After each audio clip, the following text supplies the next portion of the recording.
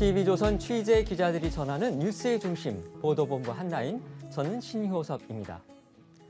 개혁의 본질을 벗어난 언론중재법이다.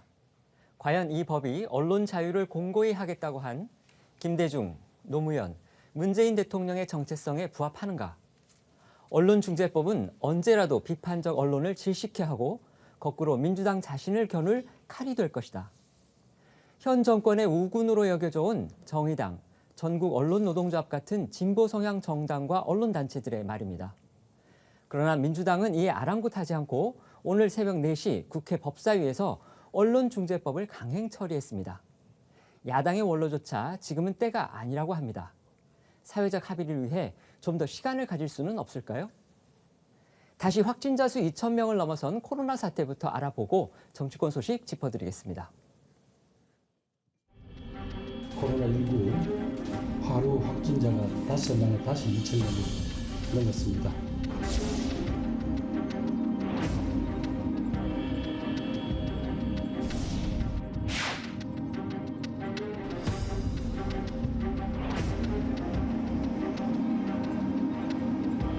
일 명 중 9명에서 델타 변이가 확인되고 있습니다. 참으로 무서운 전파입니다.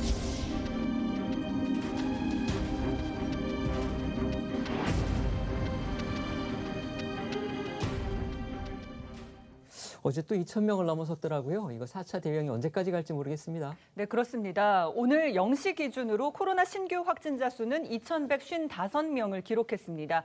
연이은 거리두기 4단계 연장으로 자영업자들이 하루도 버티기 힘든 상황이 이어지면서 하루빨리 감소세로 전환되길 기대하지만 벌써 3주째 매주 2,000명대 확진자 수가 나오고 있는데요.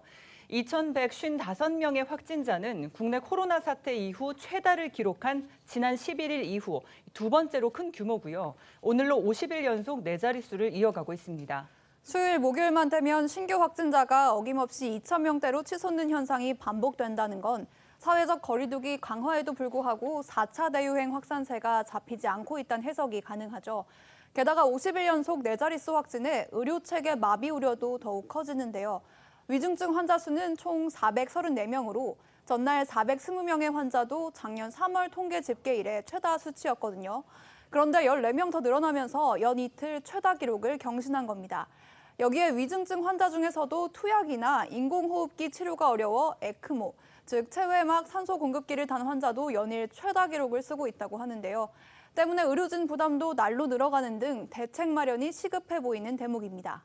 4차 대유행이 잡히지 않는 데는 전염력이 강한 델타 변이가 주 요인으로 꼽히고 있죠. 정부가 최근 일주일간 변이 바이러스의 비중을 분석한 결과 변이 바이러스 중 델타 변이의 비중은 무려 99%를 넘어섰다고 합니다. 그러니까 변이 바이러스에 걸린 사람들은 거의 사실 대부분이 델타 변이 감염이라 이렇게 봐야겠어요? 네, 델타 변이가 그간 큰 비중을 차지했던 알파 변이를 밀어내고 진정한 우세종으로 자리를 잡은 셈인 겁니다. 네, 여기에 당국에서도 당혹감을 감추지 못하고 있는 건요. 국내 감염 중 이 델타 변이의 비중입니다. 검출률이 89.6%까지 치솟았다는 건데 사실상 10명 중 9명은 델타 변이에 감염됐다는 의미입니다. 더욱 놀라운 점은 6월 4주까지만 해도 델타 변이 검출률은 3.3%였거든요. 그런데 불과 2달 만에 90%에 육박한 수치로 급증한 겁니다. 델타 변이의 전파력, 이 국내 데이터를 통해서도 확인된 게 이 방대본이 최근 증상 발현일 이후 코로나 확진자 호흡기 검체의 바이러스 양을 분석한 결과 증상 당일 델타 변이 환자가 기존 유행주 환자 대비 약 300배 이상 바이러스 양이 많았다고 합니다. 300배면 진짜 엄청 많은 건데요? 네, 그렇습니다.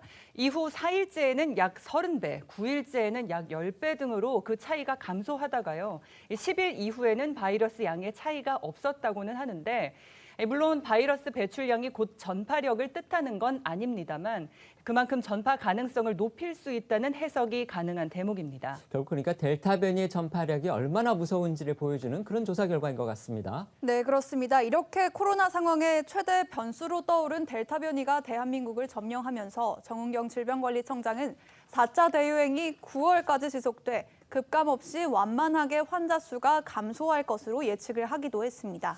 그래서 그런지 최근 당국과 정치권에서는 이른바 위드 코로나에 대한 얘기가 솔솔 나오고 있어요. 네, 그렇습니다. 하지만 이 국민 70% 이상이 예방접종을 완료한 시점 정도부터 적용을 고려할 수 있을 거라며 9월 말에서 10월 초를 언급하기도 했는데요. 전문가들마다도 또 입장이 갈리고 있습니다. 이제 정부가 위드 코로나를 공개적으로 준비해야 할 단계가 있다는 입장도 있는 반면에 반대 입장도 나오죠. 들어보시겠습니다. 영국의 상황을 말씀을 드리면은 네.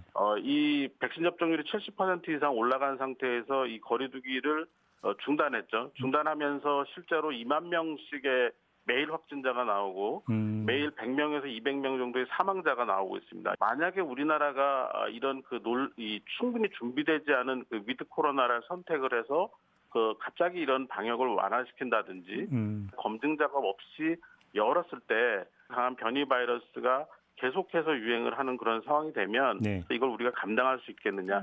아직 그 준비가 안 됐다는 거죠. 어쨌든 전문가들 사이에서도 위드 코로나를 위해선 국민 접종률을 최대한 끌어올려야 한다는 것에는 큰 이견이 없을 겁니다. 모더나사가 다음 주까지 총 701만 회분의 백신 공급을 약속하면서 접종에도 어느 정도 숨통이 트이는 분위기죠. 이제 국민들이 접종만 해준다면 정부의 목표인 추석 전 1차 접종 70% 달성도 가능성이 없는 얘기는 아닙니다. 그런데 이런 와중에 무려 40명에게 백신 접종을 잘못하는 오접종 사례가 발생했습니다. 아스트라제네카 2차 접종이 예정된 60대 이상 주민들이 백신을 맞으러 갔는데요. 실수로 모더나 백신이 투여된 겁니다. 어떻게 해서 이런 일이 벌어진 건가요? 네, 이 같은 백신 오접종은 입사한 지 일주일 된 신입 간호조무사의 착각 때문에 벌어졌습니다. 이 간호조무사는 실수를 알아채지 못하고 오전 내내 접종 대상자 40명에게 잘못된 백신을 접종했다고 합니다. 사실 그간 백신 오접종 사례가 없었던 건 아니죠. 그런데 이번 사례에 우려가 나오는 건 이 아스트라제네카와 모더나 백신 교차 접종은 임상 결과가 없어서 허용되지 않고 있거든요. 때문에 방역 당국은 오접종자 40명 중 이상 징후를 보이는 사람은 없지만 이 부작용 등이 발생하는지 집중 관찰하겠다고 밝혔습니다. 내일부터 40대 이하를 상대로 한 대규모 접종이 시작됩니다. 따라서 오접종 사례가 더 이상 발생되면 안 되죠. 당국이 좀 더 관리에 나서야 할 것 같은데요.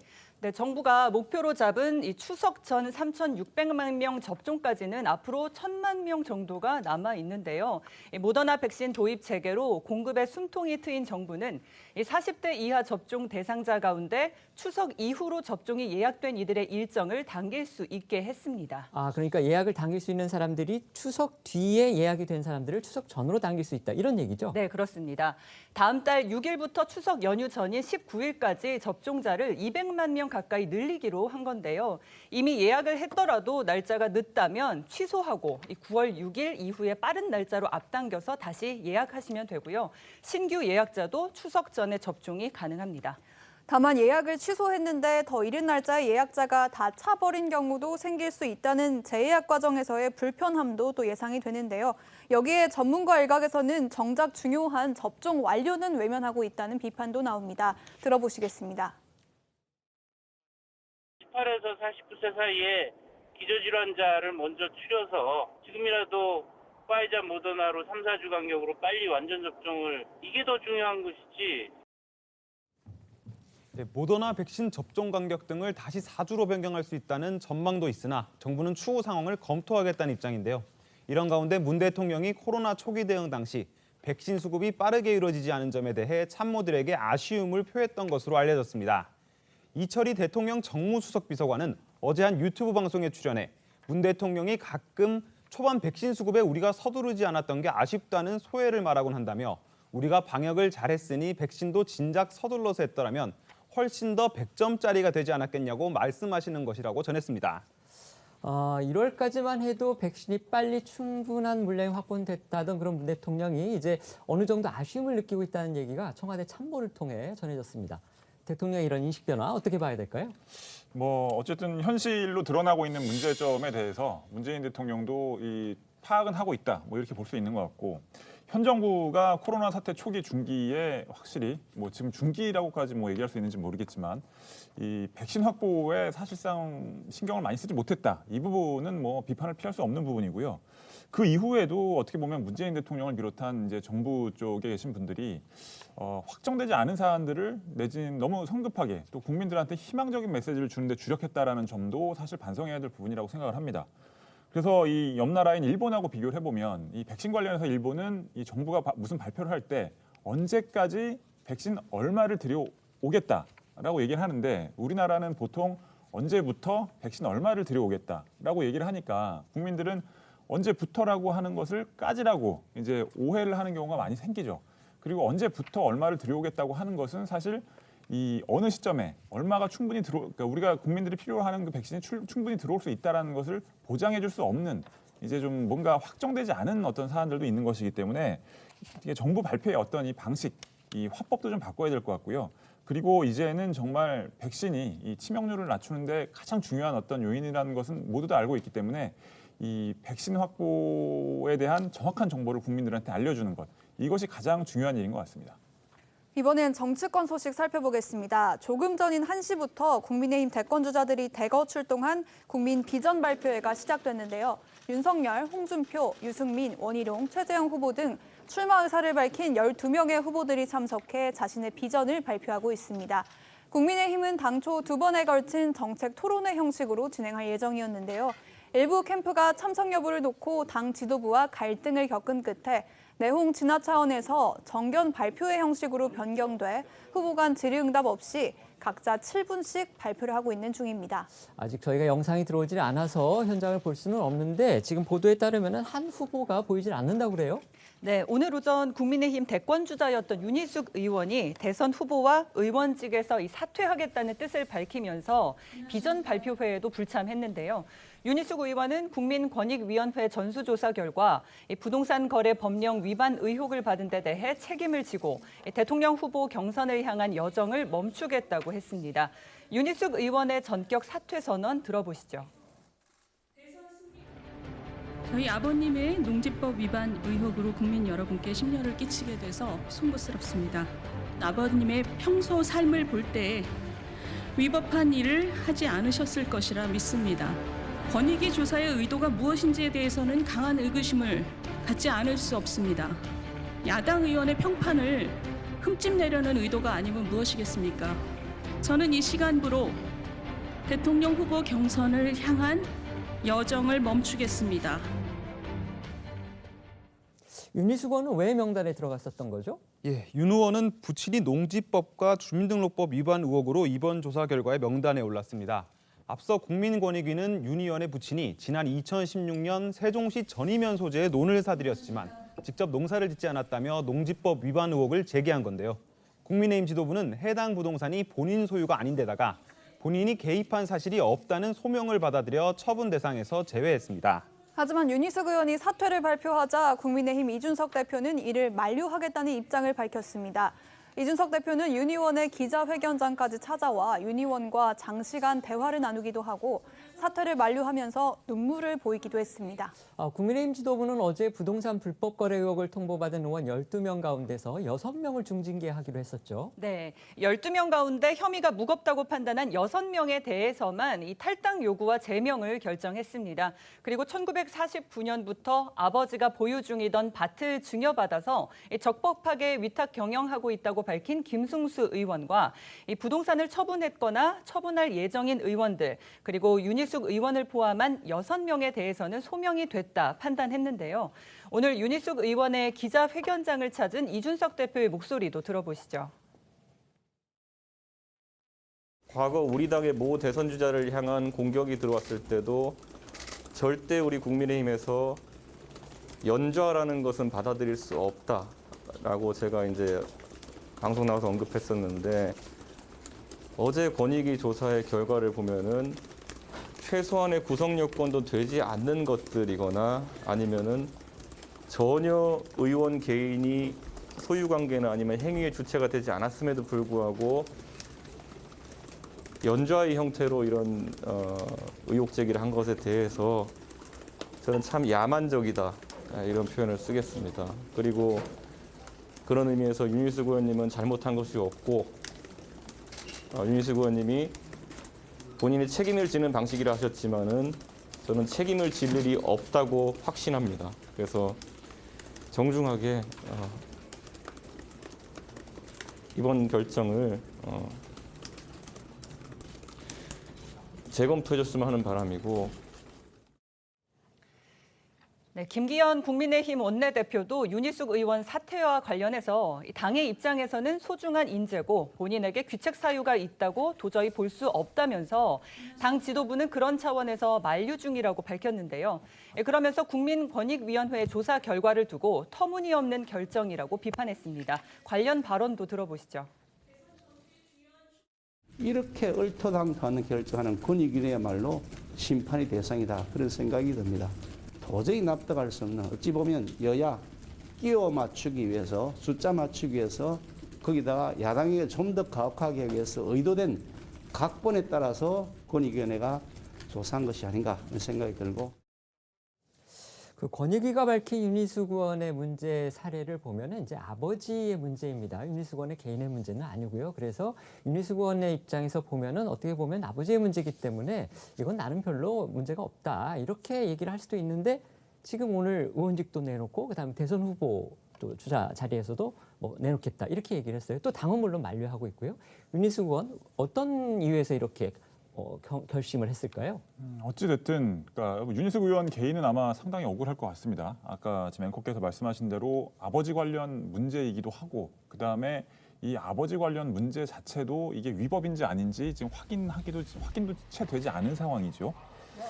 그럼에도 불구하고 윤희숙 의원이 이 대선 경선 포기는 물론이고 의원직에서도 물러나겠다고 얘기를 하는 것은 이 일종의 작은 논란이라도 그것에 대해서 책임지는 어떤 정치인의 모습을 보여주고 싶다라는 생각이 있었던 것 같고요. 그리고 이 윤희숙 의원이 기자회견에서 이렇게 얘기를 했는데 이 어쨌든 민주당과 현 정권의 부동산 내로남불 등을 비판하기 위한 정당성 뭐 이런 것에 대한 어떤 얘기를 했는데 아마도 이 현재 정권 그다음에 이 정권 관련된 인사들의 여러 가지 문제들에 대해서 자신과 그다음에 국민의힘 야당이 해왔던 비판이 이제 앞으로 온전하게 국민들에게 받아들여지기 위해서는 자기는 인정할 수 없는 논란임에도 불구하고 자기가 물러나서 자신의 어떤 발언의 어떤 순수성, 정당성을 지키고 싶다라는 생각도 작용을 한 것 같고요. 그것은 곧 이제 정권 교체에 대한 이제 현재 윤희숙 의원을 비롯한 야당의 어떤 절박함을 보여주는 것이라고도 볼 수 있겠죠. 다만 이제 윤희숙 의원이 본인은 의원직에서 물러나겠다고 했지만 이것이 의원직 그러니까 공식적으로 국회에서 이게 받아들여질 것이냐 이 부분은 다시 한번 좀 논의를 해봐야 될 문제인 것 같은데 회기 중에는 이게 국회의장이 이 사퇴안을 상정을 해서 재적 의원 과반 출석의 과반 찬성을 통해서 이제 이게 받아들여져야지 이 의원직 사퇴가 가능해지는 상황이고 무기명 투표가 무기명 되는 거죠. 투표입니다. 네. 비회기 중에는 국회의장이 박병석 의장이 이 사표를 수리하면 되는 상황인데. 지금 현재 이 상황에서 야당은 물론이고 여당 의원들도 이 지금 윤희숙 의원의 이 사퇴 이것을 받아들이겠느냐 이 부분에 대해서는 좀 지켜봐야 되는 상황이고요. 뭐 그럼에도 불구하고 윤희숙 의원은 이제 본인은 더 이상 국회의원을 하지 않겠다라는 의지가 명확하니까 뭐 그것이 설사 받아들여지지 않는다고 하더라도 아마 본인 스스로 어떤 의원으로서의 활동을 중단할 것은 명확해 보이는데 그런 부분도 앞으로 좀 주목해 봐야 될 부분인 것 같습니다. 이번 윤희숙 의원의 사퇴에 대해서 이제 여당 일각에서는 약간 쇼다 뭐 이런 지적도 나오더라고요. 이제 물론 뭐 이제 정치권에서 공방을 벌이는 차원이니까 그런 얘기도 할 수는 있어요. 근데 이제 어쨌든 바로 정기국회가 또 개회가 되기 때문에 지금 우리 최 의원 말씀하신 대로 본회의에서 표결을 거쳐야 되는 상황이란 말이에요. 이번 윤희숙 의원의 이 사퇴 어떻게 보셨습니까? 일단 지금 정말로 본인이 반성을 한다면 저는 탈당을 먼저 해야 한다고 봅니다. 당에 무리가 가지 않아야 하고요. 그렇다면 탈당을 하고 그리고 본인이 어떤 소명의 기회를 더 찾고 왜냐하면 지금 윤희숙 의원 같은 경우도 뭐 저랑 다른 당이긴 하지만 본인도 선출직인 거거든요. 그러니까 본인이 뭐 면접에서 뭐 회사에 취업을 하고 이런 경우가 아니라 지역구 선출이란 네, 그렇죠. 말씀이시죠? 선출직이기 때문에 국민의 선택을 받았고 본인이 오히려 지금 사퇴하는 것은 조금 좀 무책임한 행동이 아닌가라는 생각이 듭니다. 그리고 지금 이준석 대표가 굉장히 강력하게 대처하겠다, 뭐 민주당만큼 그 이상으로 하겠다 이런 얘기를 했었는데 결과를 보면 뭐 지금 뭐 소명을 했다고 해서 조금 봐주기를 한다든지 이런 식으로 국민의힘 내부에서의 선택적인 정의가 아니었나라는 생각이 듭니다. 그래서 스스로 지금 권익위에서 발표된 결과를 가지고 필터링을 한 것이 아닌가 이런 생각이 들고요. 우리가 뭐 숫자 끼워 맞추기다. 어떻게 숫자가 이렇게 똑같냐 뭐 이런 얘기도 있는데 실제 국민의힘에서는 조금 그 전에 이제 탈당하시는 분들도 많고요. 이제 무소속으로 되신 분들도 많고 태용 의원님 같은 경우는 이제 그 해당 대상이 되지 않아서 이렇게 또 조사를 받지 않았고 실제로 더불어민주당이 174명, 국민의힘이 104명이라고 했을 때는 저는 적은 숫자가 아니다. 네, 이렇게 생각을 합니다. 예. 국민권익위의 부동산 거래 조사 결과 발표에 윤석열 후보 측도 영향을 받았습니다. 앞서 윤석열 후보는 국민의힘 지지율 선두주자로서 현역 의원들을 대거 캠프로 영입했었는데요. 권익위가 지목한 국민의힘 부동산 투기 의혹 대상 12명 중에 5명이 윤석열 캠프에서 중책을 맡고 있습니다. 그러니까 윤석열 캠프 측으로서는 이제 본격적으로 경선 경쟁에 나서기도 전에 캠프 운영에 지장을 받을 수도 있다. 이런 염려도 좀 나오겠는데요. 네, 이 5명 중에 3명이 캠프 직책을 내려놨지만 여야 대선 주자들은 너나 할 것 없이 윤석열 후보를 거세게 몰아붙이고 있습니다. 더불어민주당 대권 주자인 이재명 후보 측 전용기 대변인은 캠프 수장으로서 응분의 책임을 다하는 것이 대권 후보의 도리라고 강조를 했고요. 이낙연 후보 측 이병훈 대변인도 부동산 5형제에 보유하면서 윤 캠프는 명실공히 종합부동산 회사에 못지않은 부동산 전문 인력풀로 구성된 것이 만천하에 드러났다고 비판을 했습니다. 김두관 후보 역시 이 부동산 투기 의혹 의원들이 아무것도 모르는 윤 전 총장의 뒤로 숨었다고 지적을 했고요. 정세균 후보는 투기 의혹 의원 중 윤석열파가 압도적인 이유가 무엇이냐면서 윤 후보는 국민에게 사죄하고 캠프 해체 후 집으로 돌아가야 한다고 덧붙였습니다. 국민의힘 대선 주자인 유승민 측 김웅 대변인은 윤석열 후보에게 본인의 입장을 밝히라 이렇게 요구를 했는데요. 목소리 들어보겠습니다. 그러면 이렇게 여러 명이 이제 윤 전 총장 캠프 쪽에서 나왔는데 윤 전 총장이 좀 입장을 밝혀야 된다고 보십니까? 아무래도 자기 캠프에서 일어나는 일이고 좀 다수가 나왔으니까 그 부분에 대해서는 이제 캠프의 얼굴이시지 않습니까? 그러니까 그 부분에 대해서는 입장 표명을 하셔야 될 것 같아요. 그게 아마 좀 더 국민들한테 좀 더 빠른 신뢰를 얻는 방법이 아닐까 생각합니다. 예, 이런 가운데 강민진 청년정의당 대표는 이준석 국민의힘 대표에게 다시 한번 강경책을 주문했습니다. 앞서 이준석 대표는 부동산 문제와 관련해서 민주당보다 강하게 대처하겠다고 했는데요. 당시 발언 들어보시겠습니다. 민주당에서 송 대표님께 상당히 전격적으로 이 출당 조치를 언급하셨는데 저희도 그에 못지않은 판단들을 할 것이다. 저희가 민주당보다 더 강하게 대처하겠습니다. 근데 이제 징계의 강도는 저희가 따로 얘기를 하겠지만 시점으로만 놓고 보면 권익위 발표 나오고 바로 다음 날 국민의힘이 징계를 내렸거든요. 그러니까 뭔가 좀 시간을 끌지 않겠다 이런 의도가 엿보이기는 해요. 네, 아무래도 내년 3월에 이 대선을 앞두고서 부동산 문제가 최대 현안으로 급부상했다는 점이 작용했다는 분석도 있는데요. 국민의힘 지도부의 징계 조치가 실질적인 조치로 이어질지는 미지수입니다.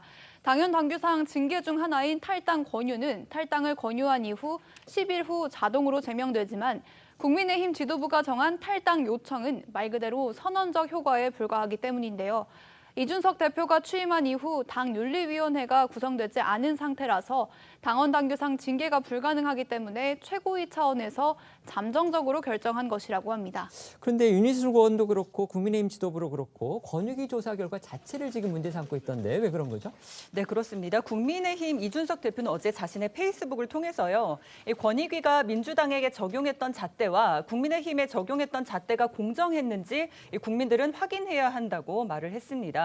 이어서 자신들은 당사자의 동의를 얻은 권익위 통보 결과를 원문 그대로 국민들에게 공개를 했다면서 더불어민주당 역시 권익위의 통보 내용을 해당 의원들의 동의를 통해서 공개해달라고 촉구했습니다. 정미경 국민의힘 최고위원도 라디오 인터뷰에서 권익위 명단에 오른 12명이란 숫자에 대해서 생각해보게 됐다고 말했는데요. 어떤 내용인지 들어보시죠. 그 내용 전체를 보시면 아시겠지만요. 이거는 조사한 내용이라고 좀 보기 어려운 거예요. 예, 예를 들면 검사가 공소 사실을 쓸 때 만약에 이렇게 쓰면 잘릴 정도예요. 그다음에 12명이라는 그래서 숫자에 대해서 제가 생각을 좀 해보게 됐어요. 왜냐하면은 왜 이렇게 허접할 정도의 서류가 올라올 수 있었을까? 그랬더니 이 민주당이 12명하고 이걸 맞추려고 했던 것 같아요. 왜냐하면 세 분 정도는 전혀 이 본인하고 거의 관계가 없어 보였거든요. 내용도 그렇게 뭐 중대한 무슨 투기라고 볼 수도 없고요. 그래서 제가 볼 때는 이게 보통 만약에 굳이 따지면 한 9명 정도 해야 되는데 이걸 12명으로 했다는 건 아마 이건 민주당 지난번에 12명 했으니까 그 숫자 맞추려고 한 게 아닌지라는 강한 의심이 들었던 거예요. 이번 권익위 조사는 권익위가 자체적으로 먼저 나서서 한 건 아닙니다. 국민의힘을 비롯해서 야당이 조사를 요청을 한 거고 그것에 따라서 권익위가 결과를 내놓았는데 이 결과를 가지고서 이제 야당은 마침 막상 나오니까 이거 뭐 숫자깨 맞추기 아니냐, 그 다음에 권익위가 뭔가 조사를 좀 이렇게 뭐 허투루 한 거 아니냐 이런 지적들 반박을 하고 있거든요. 어떻게 보십니까? 지금 상황이 딱 보면 우리가 화장실 들어갈 때랑 나올 때가 다르다 이런 생각이 좀 드는데요. 일단 권익위에 말씀하신 대로 수사를 의뢰를 맡겼다는 것은 권익위를 신뢰했고 권익위의 결과를 따르겠다는 그런 저는 의도가 있었다고 봅니다. 그런 것도 있겠지만 이제 그때 당시에 먼저 이제 여당이 해서 결과가 나왔기 때문에 그걸 맞추기 위해서 했다는 그런 부분도 있죠. 그래서 국민적인 공분이 굉장히 컸고 4.7 재보궐선거 이후에 또 이제 부동산에 대한 정말 국민들의 분노 이런 것들을 국회에서 받아들여서 사실은 여야가 합의를 했던 내용이고 그래서 조사를 의뢰한 것인데 이 부분에 있어서 굉장히 좀 사실은 저는 여당이든 야당이든 두 당이 너무 좀 흐지부지하는 것이 아닌가라는 생각이 듭니다. 그래서 오히려 이 이슈가 대선에 저는 영향을 주면 안 된다고 생각을 합니다. 대선에서는 충분하게 대통령 선거에서의 출마한 후보자를 검증하고 후보자의 정당을 검증하는 방향으로 나아가야 하는데 이 권익위의 부동산 전수조사 결과가 계속 좀 이끌어가면은 오히려 좀 그것이 묻히는 것이 아닌가. 그렇기 때문에 지금 더불어민주당에서는 사실 일괄적으로 이제 탈당을 이제 권유를 했고요. 그리고 나서 뭐 많은 분들이 좀 뭐 이런저런 얘기를 하시는데 실제로 경찰 조사를 다 받고 있습니다. 그래서 경찰 조사로 뭐 서영석이나 그 이성만 의원 김경만 의원님 같은 경우는 이제 무혐의 처리를 받았고요. 그리고 이제 우상호 의원 같은 경우도 굉장히 좀 억울했어요. 그 어머니가 돌아가셔서 갑작스럽게 돌아가셔서 그 묘지를 이렇게 하려고 이제 땅을 구매를 했던 건데 이 부분도 지금 공소시효 만료로 이제 불입건이 되었고요. 이렇게 하나하나 좀 밝혀졌습니다. 그래서 처음에는 우리도 권익위 결과가 나오고 조금 아팠지만 우리끼리 어떻게 보면 같은 동지라고도 볼 수 있는데요. 그럼에도 불구하고 억울해 보인다 하더라도 사실은 탈당을 권유했고 그리고 나서 의원들이 거기에 대한 본인의 소명 절차를 밝혔는데 지금 국민의힘 같은 경우는 그 당에서 이제 소명을 받았어요. 그래서 지금 국민의힘 당 내에 윤리위가 구성이 되어 있지도 않은 상황에서 이렇게 소명을 받는 것이 옳으냐. 그리고 지금 윤리위도 하루속히 좀 구성이 돼야 될 것 같은데 이런 좀 당의 정비와 이런 것들이 필요할 것 같습니다. 네, 알겠습니다. 국민의힘 징계에 대해서 민주당은 어떤 반응을 보였죠? 네, 민주당의 반응 살펴보겠습니다. 오늘 아침 민주당 회의에서는 이 대표의 이 결정을 비판하는 목소리가 나왔는데요. 발언 먼저 듣고 오시죠. 국민의힘이 부동산 투기 의혹 의원 12명 중 절반에게 면죄부를 부여했습니다. 6명에 대한 탈당 요구와 제명 처분으로 시선을 돌리고 남은 6명을 살리겠다는 뻔한 수입니다. 이준석 대표가 약속한 여당보다 더 강한 조치는 공연불이 되었습니다. 이준석 대표의 전매 특허 이준 잣대가 또 이번에 등장했습니다. 국민의힘 의원들의 끼리끼리 면죄부이고 밀실 면죄부라 하지 않을 수 없습니다. 면죄부를 줬다, 이중잣대가 또 등장했다. 결국 이제 지도부는 야당의 결정에 대해서 비판적인 입장을 그렇게 보였는데, 근데 사실 민주당도 2달 전에 그 권익위 통계를 바꿔서 12명에 대해서 징계를 내렸었죠. 네, 그렇습니다. 됐나요, 지금 상황이? 네, 민주당 지도부는 지난 6월 이 권익위 발표 이후에 부동산 관련 의혹이 제기된 의원 12명의 실명을 공개하고요. 비례대표 2명에게는 출당을, 나머지 10명에게는 탈당 권유를 했었습니다. 그 당시 민주당 측의 목소리도 한번 들어보겠습니다. 부동산 투기에 대한 국민적 분노가 너무 크고 정치인들의 내로남불에 비판적인 국민 여론이 높은 것이 현실입니다. 12명 대상자 전원에게 탈당을 권유하기로 결정하였습니다. 우리 국민들이 우리 민주당이 지금까지 보여줬던 내로남불과 부동산 문제에 대한 불신을 해소하기 위한 불가피한 조치였다는 말씀을 드리겠습니다. 네, 하지만 2달여가 지난 현재 제명 조치를 한 비례대표 2명을 제외하고서는 지역구 의원 10명 중 절반은 이 탈당을 거부했고 탈당계를 제출한 5명마저 당 지도부가 형평성 문제를 들어서 처리를 미루고 있습니다. 그중 우상호 의원은 공소시효가 끝나 경찰이 내사를 종결했고 당 지도부도 탈당 권유를 철회했습니다. 네, 이 같은 상황에 민주당 역시 징계에 소극적이라는 지적을 받고 있는데요. 그런 시선을 의식했기 때문일까요? 앞서 민주당은 강력한 조치를 공언했던 이준석 대표에게 민주당보다 더 강도 높은 조치를 촉구했었는데 이 대표가 내린 징계 조치에 당 지도부가 개별적으로 비판적 입장을 밝힌 데 반해 당 대변인은 공식 성명에서 이례적으로 긍정적인 평가를 해 대조를 이뤘습니다. 민주당의 목소리를 한번 들어보시겠습니다. 이제 이준석 대표님께서 민주당보다 더 강하게 원칙적인 조치를 취하겠다는 말씀에 오셨기 때문에 어떻게 처리할지 한번 보도록 하겠습니다. 저희 당은 국민과의 약속을 지키기 위해 사상 초유의 탈당 권유 조치를 취했습니다. 이번에도 어물쩍 넘어가거나 시간 끌기를 한다면 남는 것은 국민의 가차없는 심판뿐이다. 명심하시기 바랍니다.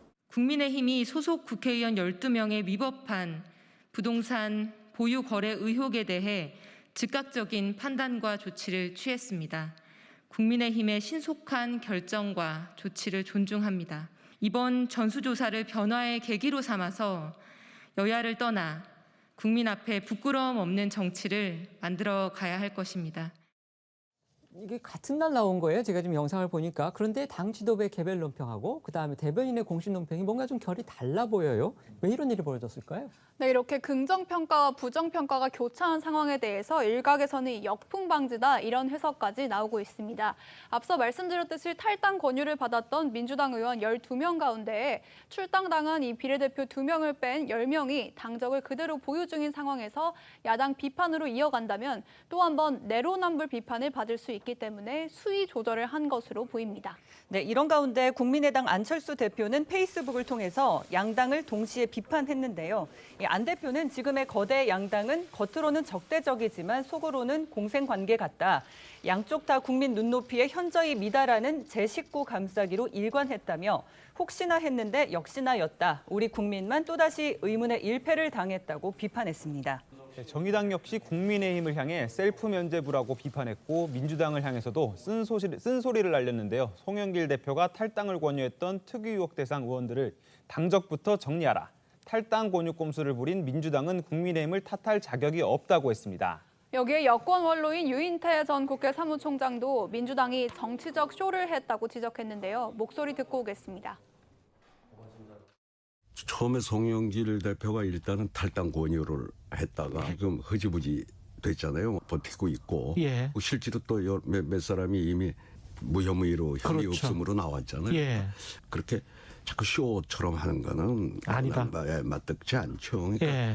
뭐 지난번에도 아주 강경 조치를 탈당 권유했다가 예. 사실은 좀 무색해졌으니까. 그렇죠. 들으신 것처럼 국민의힘의 징계를 태하는 민주당의 태도가 지도부 말, 그다음에 당 공식 대변인의 공식 성명, 그다음에 논평, 그다음에 당 원로의 말, 이게 뭔가 좀 다 다르다는 느낌이 들어요. 어떻게 보십니까? 네, 제가 생각해도 좀 다르다는 생각이 드네요. 네, 그래서 저는 민주당이 너무 지금 소극적으로 행동하지 않으면 좋겠습니다. 저는 권익위 조사도 잘 받은 거고요. 그리고 당대표가 정말 마음이 아프지만 출당을 이제 탈당을 권유한 것도 잘한 거고요. 그리고 탈당을 권유해서 사실은 개별 의원의 선택이었죠. 사실 탈당을 하지 않은 것은 개별 의원들이 잘못을 한 것이지 지도부의 잘못은 아니거든요. 그리고 나서 혐의가 있는 의원들이 이제 뭐 무혐의를 받으신 분들도 많이 계시고 그렇기 때문에 지금 차근차근 잘 해나가고 있는데 이 부분에 있어서 뭔가 일관된 태도가 저는 필요하다고 봅니다. 사실은 우리 당이 잘하고 있어야 다른 당에 대해서도 정확하게 비판을 할 수 있는 거거든요. 근데 지금 국민의힘에서도 나왔던 것들을 굉장히 좀 흐물흐물하게 좀 넘어가려는 그런 생각이 들어요. 그렇기 때문에 오히려 상대방을 비난하기 위해서, 비판하기 위해서는 내 자신이 정결해야 하고 깨끗해야 하고 당당해야 한다. 이것들을 더불어민주당이 좀 기억하고 거기에 맞는 행동을 했을 때에 저는 이것은 여야의 문제가 아니라고 생각합니다. 국민들이 왜 국회를 불신하고 국회의원이라는 것을 왜 싫어하겠습니까? 사실 이런 작은 것 하나하나가 쌓여서 국회를 싫어하고 불신하는 것인데 어떻게 보면 국회의원은 대한민국에 꼭 있어야 하는 직업이거든요. 대한민국의 가장 중요한 결정을 하는 직업이기 때문에 조금 더 높은 도덕성의 기준이 있어야 하고 한 가지 더 말씀드리고 싶은 건 내년에 또 지방선거가 있습니다. 그렇죠. 그래서 지방 의원들이나 또 지방 그 자치단체장들도 저는 조금 더 이런 부분들을 조금 확인해봐야 하지 않을까 그런 생각도 해봅니다.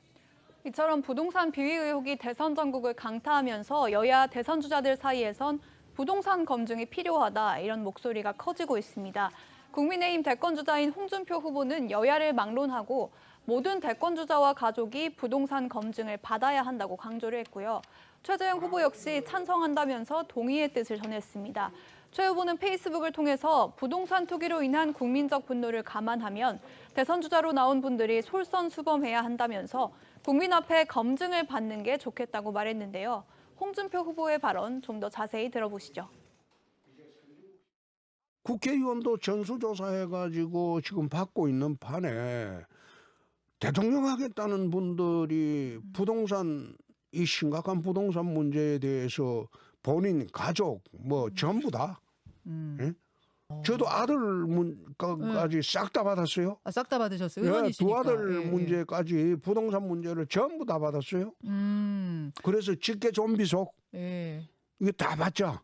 받자. 뭐 받아야지 국민 앞에 나설 수 있겠죠. 여권에서는 정세균 후보가 그 목소리에 화답했습니다. 정 후보는 페이스북을 통해서 이참에 여야 모두 부동산 검증을 제대로 하자. 저는 줄곧 클린 검증단 설치 등 대선 후보들에 대한 공개 검증을 주장해 왔다고 하면서 지도자는 깨끗해야 한다. 당당하게 국민의 검증대 위에 서겠다고 강조했습니다. 대선 주자들의 부동산 검증 실현될 수 있을까요? 뭐 말씀은 좋은데 이게 실현될 가능성은 저는 없다고 봅니다. 아, 그래요? 예, 뭐 국회의원이나 선출직 공직자 또는 뭐 임명된 공직자들의 어떤 부동산 문제에 대한 검증 뭐 이런 부분들은 국가기관이 할 수 있는 부분이죠. 또 특히 이제 야당 같은 경우에는 본인들이 해달라고 권익위에다 요청을 했으니까. 근데 이제 대선 주자들 같은 경우에는 지금 뭐 공직자 출신 분도 있고 현재 공직자인 분도 있지만 이분들은 어쨌든 나라를 다스리는 대통령이 되겠다고 가장 중요한 공직자가 되기 위해서 좀 경쟁하는 입장인데 이분들이 어떤 현 정권 하에 어떤 기관을 통한 부동산 검증이 이루어진다고 할 경우 그 결과에 과연 따를 수 있겠느냐, 그 결과가 공정하다라고 인정할 수 있겠느냐 이런 부분에 대해서 다 의견이 다를 거예요. 그렇기 때문에 아마 이 모두가 동의하지 않으면 불가능한 일이기도 하지만 그렇기 때문에 모두가 동의하기가 어려울 거라고 생각을 하고 모두가 동의해서 설사 만에 하나 그런 일이 벌어진다고 해도 그 결과를 이 대선 주자라는 사람들이 공정한 것이었다라고 받아들이겠느냐. 그 부분에서도 큰 논란이 벌어질 것이기 때문에 현실적으로 이런 일이 가능할 거라고는 생각되지 않습니다. 네, 알겠습니다. 지금부터는 조국 전 법무부 장관 딸의 부산대 입학 취소 결정, 그 후폭풍으로 이어가겠습니다. 표창장이 어떻게 발급되었는지는 저도 사실 알 수가 없습니다. 저희 아이가 상장을 받아온 건 사실이란 것입니다. 사실 심의 최종 심인 항소심 판결을 근거로 행정처분을 하더라도 무죄 추정의 원칙 존중에서 크게 벗어나지 않는다고 판단하였습니다. 졸업생의 2015학년도 의학전문대학원 입학을 취소하기로 결정하였습니다.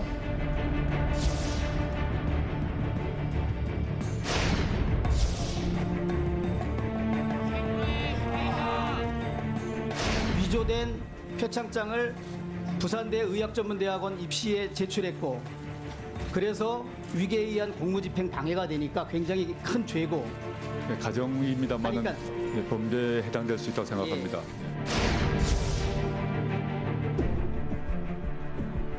대학원이나 대학 입학 취소되고 그래서 본인이 고졸이 되면 그러면 정말 억울하죠. 근데 저는 고졸돼도 상관없다고 생각하고 있습니다. 30의 의사가 못 되면 마음에 되면 된다고 생각합니다.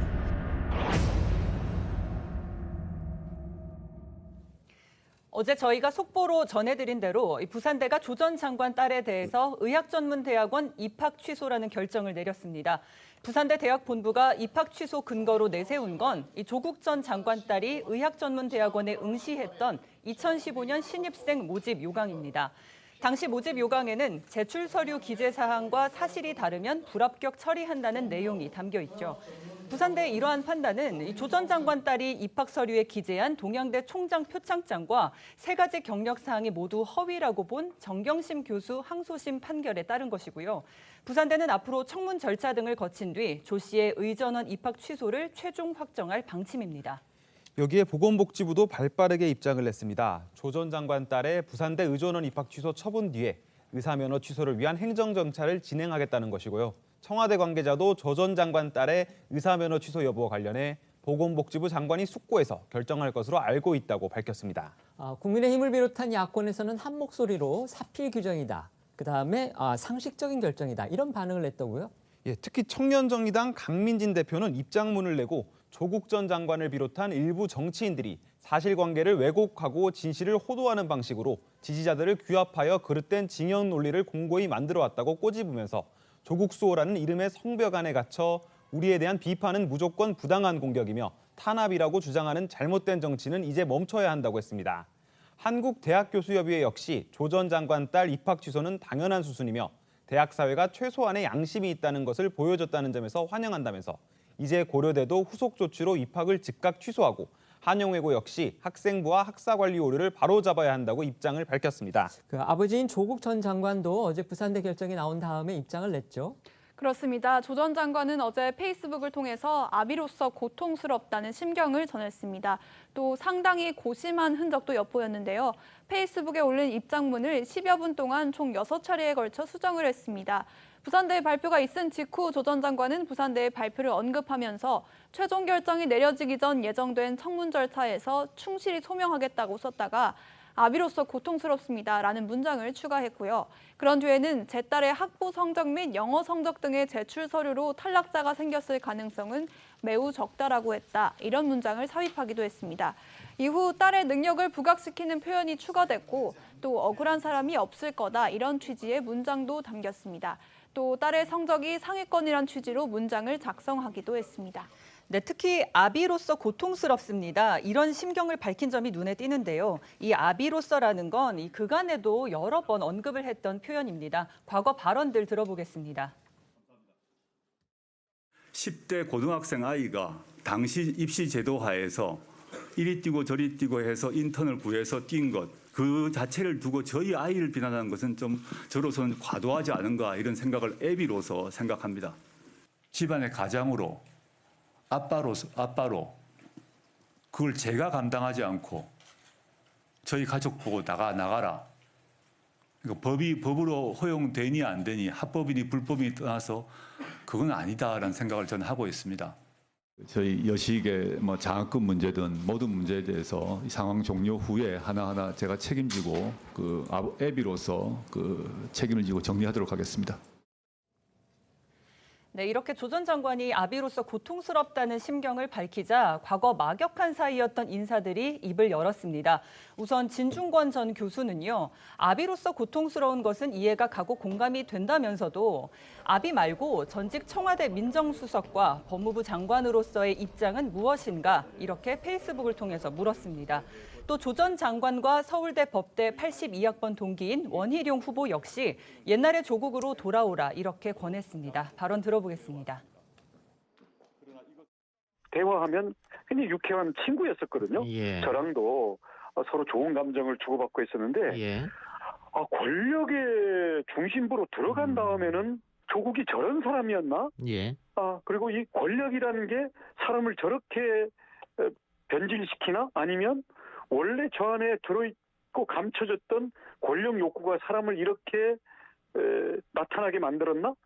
그래서 참 권력과 인간에 대해서 굉장히 깊이 고민하게 만드는 그런 문제적 인물입니다. 좀 그만하고 옛날의 조국으로 좀 돌아와라. 예. 그런 메시지를 했었는데요.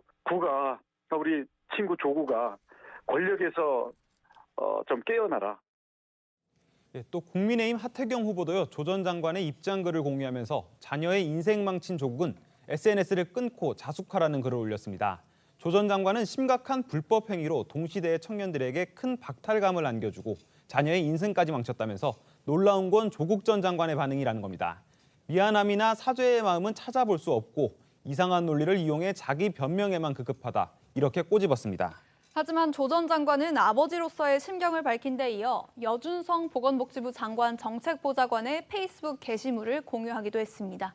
지금 보시는 화면에 띄워져 있는 저 내용인데요. 조 전 장관 딸과 비슷한 사례가 있긴 한데 입학 취소까지는 없었다. 그 부분을 강조하려던 걸까요? 그렇습니다. 이 글 내용은 가짜 스펙을 만들어서 아들을 의전원에 합격시킨 교수가 2심에서 집행유예를 받았다는 내용의 기사 캡처와 해당 의전원은 입학 취소 절차를 거치지 않았고 당사자는 지금 현재까지 의사로 활동하고 있다. 이런 지적이 담긴 글이었고요. 여준성 보좌관은 유사 사례는 있었지만 입학 취소까지는 없었기 때문에 조 전 장관의 딸처럼 의사 시험에 합격한 뒤 의전원 입학이 취소되는 경우는 처음이다. 이렇게 쓰기도 했는데 바로 이 글을 조 전 장관이 공유를 한 겁니다. 또 과거 조 전 장관 딸과 인터뷰를 했던 김어준 씨 역시 오늘 오전 자신이 진행하는 프로그램을 통해 부산대의 결정에 동의할 수 없다고 했는데요. 들어보시겠습니다. 서류평가에서 전적대학 성적이 3위, 공인 영어 성적이 4위였고 그래서 다른 학생이 불이익을 받고 탈락한 것은 아니지만 정경심 2심 법원이 유죄 판결을 했으므로 입학을 취소한다. 이런 결론인 거죠. 부산대 의전원의 입학 사정 업무를 방해했다는 거죠. 그런데 대학이 밝힌 입학 사정의 실제 내용과 법원의 판결이 서로 앞뒤가 안 맞습니다. 조국을 때려잡겠다는 건 알겠는데 그 딸의 인생까지 이렇게 잔인하게 박살내는데 정리를 좀 해보면요. 부산대 의전원 입학 취소 결정에 이어서 보건복지부도 부산대에서 관련한 공문이 오면 의사 면허 취소 절차에 들어갈 것으로 보입니다. 또 고려대 입학 취소 절차도 남아있는데 향후 조 전 장관이 이 세 가지 처분에 대한 효력정지 가처분 신청을 포함해 최대 6번의 소송을 낼 가능성이 있다. 이런 관측도 나오고 있습니다. 그러니까 복지부가 의사 면허를 취소하고 고려대도 입학을 취소한다고 가정을 하면 그러니까 집행정지 가처분 소송, 그다음에 본소송 이것까지 포함해서 최대 6번까지 소송전을 벌일 수 있다. 이런 관측인 거죠? 그렇습니다. 일단은 복지부와 국립대인 부산대의 처분 취소를 구하는 행정소송, 그리고 그 행정소송 결과가 나올 때까지 처분의 효력을 멈춰달라는 집행정지 신청을 함께 신청하는 방식, 그리고 사립대인 고려대의 처분에 대해서는 민사소송, 또 역시 효력을 멈춰달라는 가처분 신청을 낼 수 있기 때문에 최대 6건의 소송을 제기할 수 있는 가능성도 점쳐지고 있는 겁니다. 근데 이제 일부 언론하고 정치권에서는 이 사람하고 비교를 해요. 뭐냐면 그 이화여대하고 청담고 입학 취소를 당했던 최서원 씨 딸의 경우에는 소송 안 가고 그때 바로 학교 처분을 받아들이는 그런 거였거든요. 그렇습니다. 이 조국 전 장관이 과거에 했던 최서원 씨 딸에 대해 했던 이야기도 들어보겠습니다. 이화여대가 발칵 집었던 게 돈도 실력이다. 돈 없는 너의 부모를 탓해라 라고 딱 정가 말합니다. 그냥 가만히 있어 모르고 그냥 가만히 있지 않고 돈 없는 부모 너희 탓해 라고 말을 해버린 거죠. 이런 신분과 계급의 기초에서 재화를 나누지 말라는 것이고 공정한 경쟁이 필요하다는 것 아닙니까? 학생과 관련된 특혜가 어느 정도 사실로 드러나면 이게 입학 취소가 법적으로 가능합니까? 당연히 가능하죠. 예. 그렇습니까? 당연히 가능합니다. 그런 경우도 많이 있습니다. 실제 이런 일이 유사한 일이 벌어졌을 때 입학 자퇴나 뭐 휴학이나 이게 아니라 입학 자체를 취소하는 일이 실제 여러 대학에서 있었고요. 그건 이화여대에서 스스로 결단해야 될 문제다. 특히 조 전 장관은 아비로서 고통스럽다는 입장을 내놓으면서 부산대 박홍원 교육부총장의 발언 일부를 자신의 SNS에 게재하기도 했는데요. 박 부총장이 서류평가에서는 1차 서류 통과자 중 30명 중에 조 전 장관의 딸이 19위를 했고 전적대학 성적이 3위, 공인 영어 성적은 4위였다. 자기소개서 내용에서도 허위 경력과 동양대 표창장 내용은 인용하지 않았고 의료 봉사 활동에 관한 것이 주 내용이었다. 이렇게 설명을 한 내용입니다. 그래서 입학 당시 딸의 영어 실력이 월등히 뛰어났기 때문에 해당 위조 혐의를 받는 표창장이나 봉사활동 등이 입학에 영향을 주지는 않았다. 이런 취지로 지금 보입니다. 네, 그렇습니다. 그러자 서울대 게시판 스누라이프에는요. 딸 성적이 3, 4등인데 표창장이 무슨 상관이냐고 이런 제목의 게시물이 올라왔다고 합니다. 또 별다른 멘트는 없이 8년 전인 2013년 조 전 장관이 트위터에 쓴 글이 올라왔는데요. 조 전 장관은 2013년 10월 25일 자신의 트위터에 김현정의 뉴스쇼에서 한 말, 수능 시험장에서 여러 명이 스마트폰을 들고 들어가서 조직적으로 부정행위를 하다가 들키니 100문제 중에서 한 문제만 했으니 시험 결과에 대한 영향력은 미미하다라며 악을 쓰면 어떻게 해야 하죠? 이렇게 적었습니다. 당 글에 대해서 서울대생들은 완벽한 창과 완벽한 방패다. 이 모순의 화신 그 자체를 보는 것 같다. 내 모든 말은 내 말로 반박할 수 있다. 이건가? 등의 안타깝다는 댓글을 달았습니다. 근데 사실 조 전 장관의 저 발언은 입시 비리를 꼬집는 그런 말은 아니었거든요. 네, 맞아요. 네, 맞습니다. 조 전 장관이 당시 국정원 등 국가기관의 대선 개입 파문과 관련해서 당시에 여권을 강하게 비판하기 위해 비유한 내용이었고요.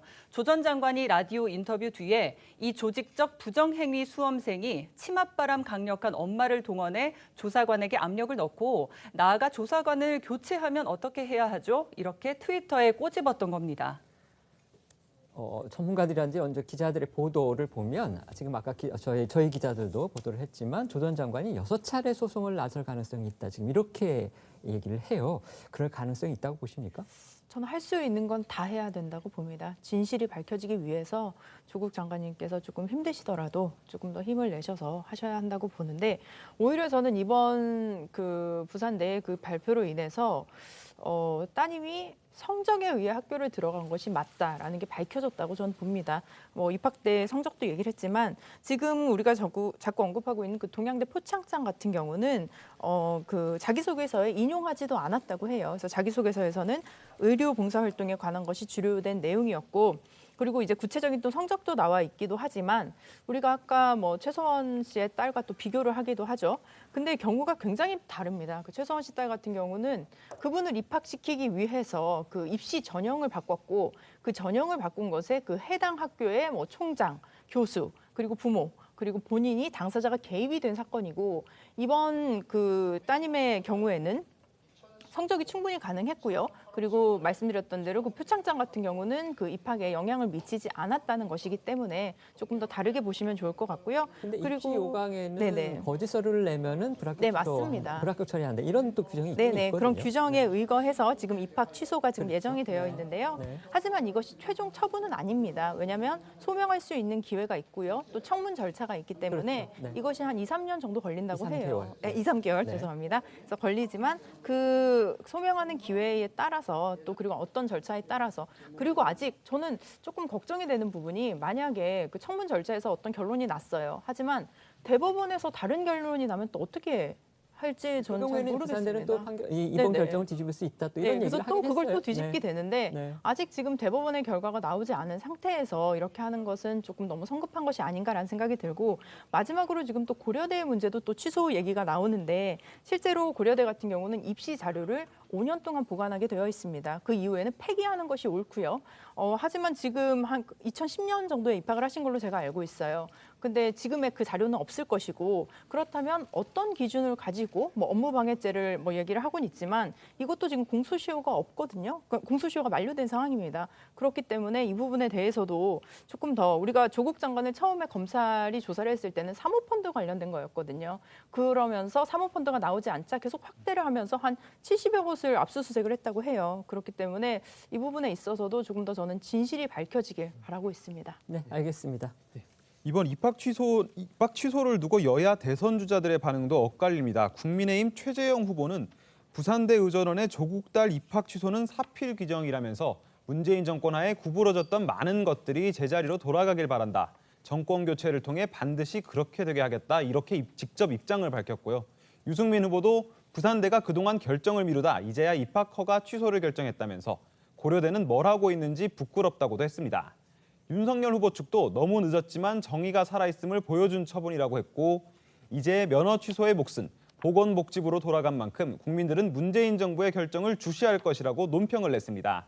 홍준표 후보 측도 만시지탄이지만 고려대의 현명하고 신속한 판단을 촉구한다. 이렇게 밝혔습니다. 반면 민주당 이낙연 후보는 사실관계가 대법원에 의해 확정되기도 전에 그렇게 서둘러야 할 이유가 무엇이었는지 이해하기 어렵다면서 부산대학교가 입학 취소 예비 처분을 내린 것은 성급하다고 했고요. 법이 전제하는 무죄 추정의 원칙에도 위배된다고 지적했습니다. 추미애 후보 역시 제출한 서류가 합격에 영향을 미치지 않았다는 공관위의 결론에도 불구하고 대법원의 최종심이 끝나기도 전에 결론을 내버린 것은 대단히 안타깝고 이해하기 어려운 결정이라고 했습니다. 또 왜 무죄 추정의 대원칙은 유족 조 전 장관 딸에게는 2심까지만 적용되어야 하는 것이냐 이렇게도 지적했습니다. 자, 다음 주제 영상 보고 오시죠. 날치기 처리된 법안들이 그냥 올라와 있어요. 협의 과정은 충분히 거쳤다라는 말씀을 드리고요.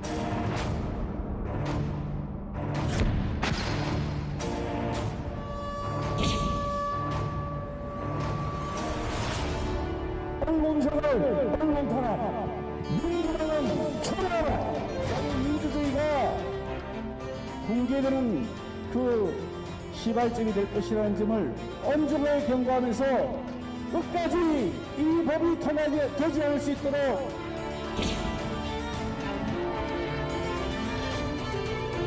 가결되었음을 선포합니다.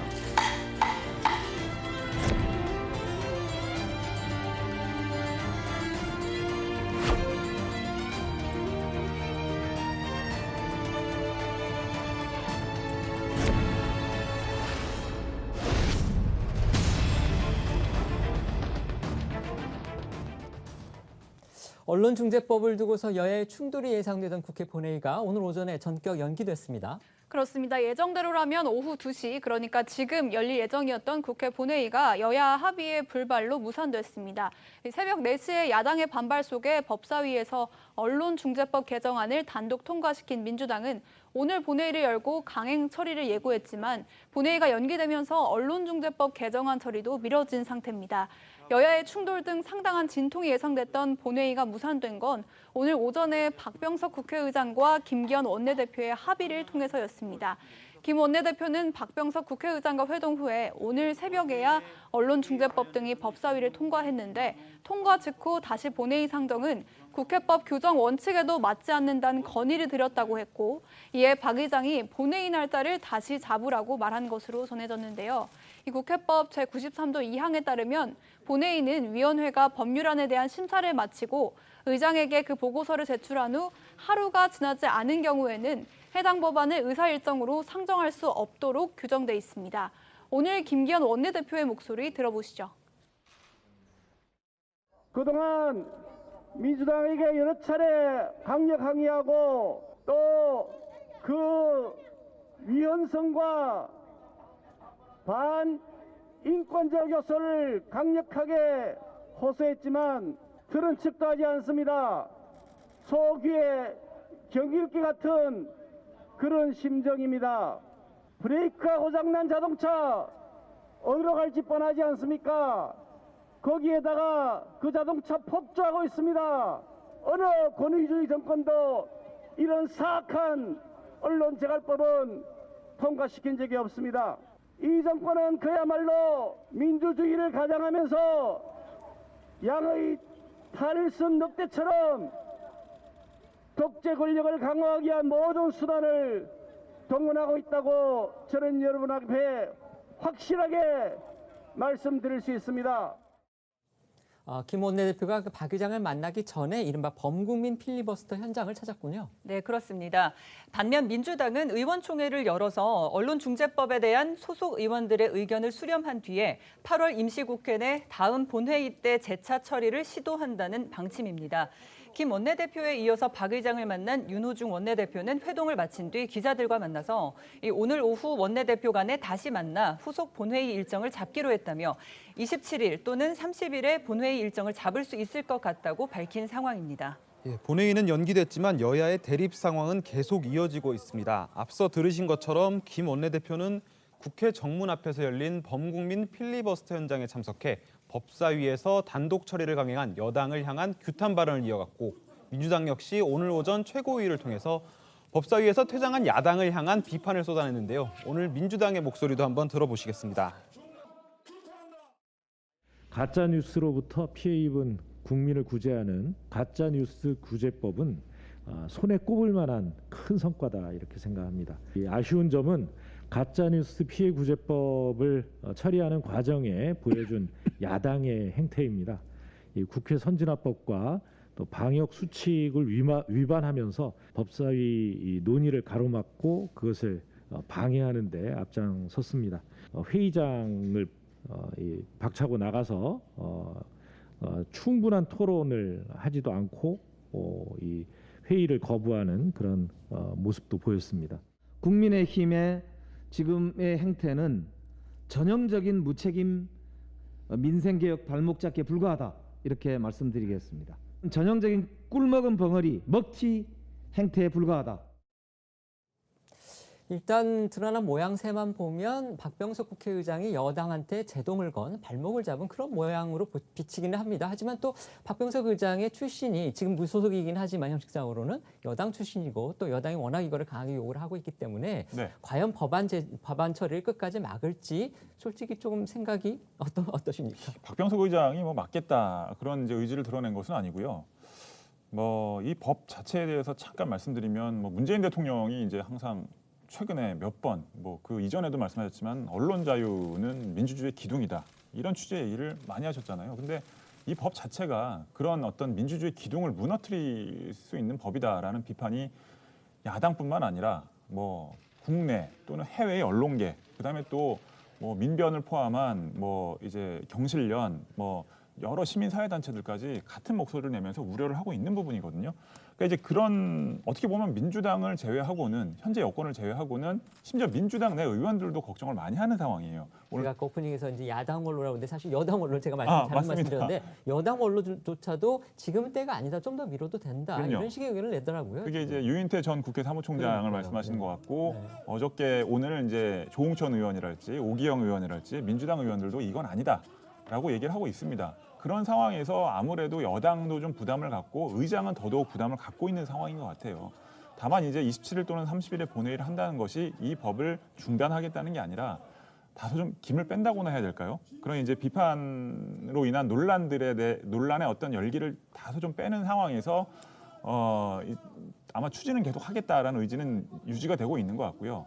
그리고 야당에서 지금 필리버스터를 검토를 하고 있잖아요. 근데 이제 이렇게 본회의 일정이 늦춰지면 필리버스터를 할 시간이 그만큼 줄어드는 것이고 국민을 향해서 야당 의원들이 마이크를 잡고 이 법의 부당성을 호소할 시간도 줄어드는 것이 된다는 어떤 정치적 효과도 있습니다. 윤호중 원내대표는 전원회의 소집하겠다 뭐 이런 또 얘기도 했더라고요. 네, 그런 여러 가지 이제 정치적 어떤 계산들이 있는 상황인데 이게 뭐 야당이 그렇게 필리버스터를 한다고 해도 이제 회기가 바뀌면 9월 1일부터 정기국회가 시작되니까요. 그렇죠. 네. 그때 첫 안건으로 상정이 돼서 표결에 들어가기 때문에 아마 야당이 필리버스터를 한다고 해도 앞으로 일주일 정도 후, 그러니까 9월 1일까지는 여당 입장에서는 이 법은 반드시 통과시키겠다라는 어떤 입장이 변함이 없는 것 같습니다.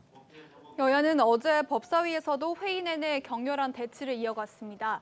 야당은 여야 합의 없이 날치기 상정을 했다고 비판했고 법사위원장 직무대리를 맡은 민주당 박주민 의원은 충분한 소통 과정을 거치지 않았냐고 반박하는 등 법사위 소속 여야 위원들의 언쟁이 새벽까지 계속됐는데요. 결국 어제 오후 3시 20분쯤 시작된 전체 회의가 자정까지 이어지자 박주민 의원은 차수를 변경했고 이에 국민의힘 의원들은 차수 변경에 동의할 수 없다며 새벽 1시쯤 퇴장했습니다. 이후 민주당은 언론중재법 등 쟁점 법안들을 모두 통과시켰는데요. 이런 과정에서 국민의힘 권성동 의원과 박범계 법무장관 사이 설전도 벌어졌습니다. 권 의원은 과거 정윤회 문건 파동 때 민주당의 대책팀장이었던 당시의 박 장관, 당시 박 의원이 언론을 지원하겠다며 피해 신고센터를 만든 점을 언급했고 이에 박범계 장관이 지금과 당시가 다르다는 것을 알지 않느냐며 반박하다가 목소리가 높아진 건데요. 직접 들어보시겠습니다. 2015년에 정윤회 문건, 청와대 문건 유출 사건이 있었어요. 장관님 기억하실 거예요 아마. 제가 뭐 대책팀장이었습니다. 그러니까 그때 언론 자유 보장하라 그러면서 취재원 보호법까지 발의했죠. 이렇게 언론 자유를 외치며 권력 그걸 비판하다가 이제 와서는 자신들에 대한 가짜뉴스다. 자신들에 대한 비판이 정당하지 못하다. 해명하면 되는 거 아니겠습니까? 만약 2015년에 그 뉴스에 근거해서 박근혜 정부가 나오잖아요. 적절한 대책을 세웠더라면 국정농단을 막아줄 수 있었습니다. 법사위원장이신 장관 권 의원님께서 너무 잘 알고 계시지 않습니까? 왜 모른 척 하고 계십니까? 왜? 2015년대 법사위원장 아니었어요. 나는 그때 환노위가 있었어요. 그 뒤에 법사위원장 하셔가지고 그 탄핵하고 뭔 권한과 책임을 갖고 있었던 분 아니십니까? 권성도 의원님은 그렇게 얘기하시면 안 되지요. 아니 장관이 지금 다 집착하는 거야. 거의 다 아시면서 그러지 않습니까 지금? 아니 묻지도 않았는데 왜 답변하냐고 도대체. 어디서 배워보르시야. 어디 건방지게 답변하고 있어 도대체. 무슨 말씀이십니까 지금? 지금 건방지게 행동하고 있잖아요 지금. 묻지도 않았는데 소리 지르면서 나한테 훈계하고 있고. 법사위에서 두 사람이 상당히 오랫동안 활동을 했을 텐데 그야말로 난타전을 벌였군요. 네, 그렇습니다. 여기에 어제 정의당과 4개 언론단체는 국회 본관 앞에서 기자회견을 열고 민주당의 강행 처리에 대해서 강하게 비판을 하기도 했습니다. 이들은 민주당을 향해서 엉터리 법안 강행으로 뒤죽박죽된 언론개혁 우선순위를 바로잡고 진정한 미디어 이용자 피해 구제 강화와 언론 자유 보호를 위한 사회적 합의 절차를 즉시 시작하라고 요구했습니다. 오늘 정의당 이정미 의원 역시 자신의 페이스북을 통해서요, 민주당의 법사위 단독 처리를 비판했습니다. 이 의원은 지금 민주당이 강행하려는 법안은 언론의 권력 감시와 비판을 막아설 독소 조항이 가득하다면서 모호하고 자의적인 규정으로 위헌 소지마저 있어서 어제 법사위 회의에서 전문위원조차 이 문제를 조목조목 지적했다고도 밝혔습니다. 친노 원로 정치인인 유인태 전 국회 사무총장 역시 민주당의 강행 처리 움직임에 우려를 표하고 나섰습니다. 어제 한 라디오에 출연한 유 전 총장은 민주당이 상임위원장과 법사위원장 자리가 국민의힘에 넘어가고 나면 이걸 처리하지 못하지 않겠냐는 조급함에 밀어붙이려고 한다며 그런 조급함이 자충수가 될 것이라고 말했는데요. 유 전 총장의 이야기 한번 직접 들어보시겠습니다.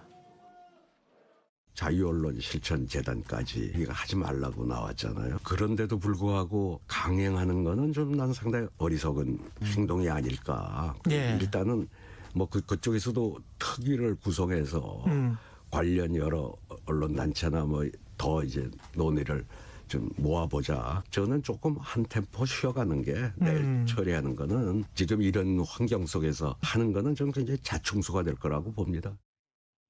일각에선 침묵을 유지 중인 문 대통령을 향한 비판도 나오고 있는 상황입니다. 야당 시절 문재인 대통령은 언론의 비판 감시에 재갈을 물리려는 시도는 결코 안 된다고 했고 집권 후에는 이제 언론을 억압하는 정치 권력은 없다고도 했었습니다. 얼마 전 기자협회 창립 축사를 통해서도 언론 자유는 민주주의의 기둥 이렇게 말했어요. 그렇습니다. 그럼에도 언론의 자유를 짓밟는다는 우려가 쏟아지고 있는 언론중재법에는 아무런 말도 하지 않고 있다는 겁니다. 때문에 일각에선 문 대통령이 반대하는 법을 민주당이 밀어붙일 수 있겠느냐며 문재인 대통령이 결국 직접적 입장 표명 대신 암묵적으로 동의하는 수순을 밟게 될 거란 추측도 나오고 있는 상황입니다. 문 대통령의 침묵 어떻게 봐야 될까요?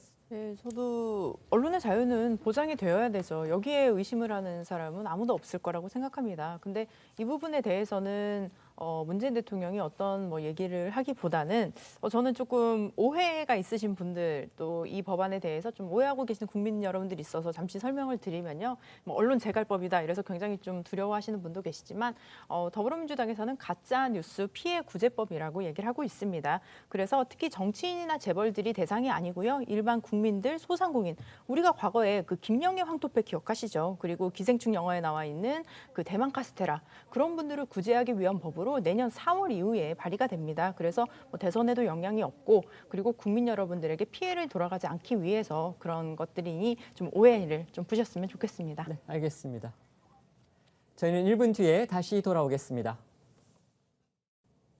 오늘 준비한 소식은 여기까지입니다. 저희는 내일 오후 1시에 더 핫한 소식으로 찾아뵙겠습니다. 시청해 주셔서 고맙습니다.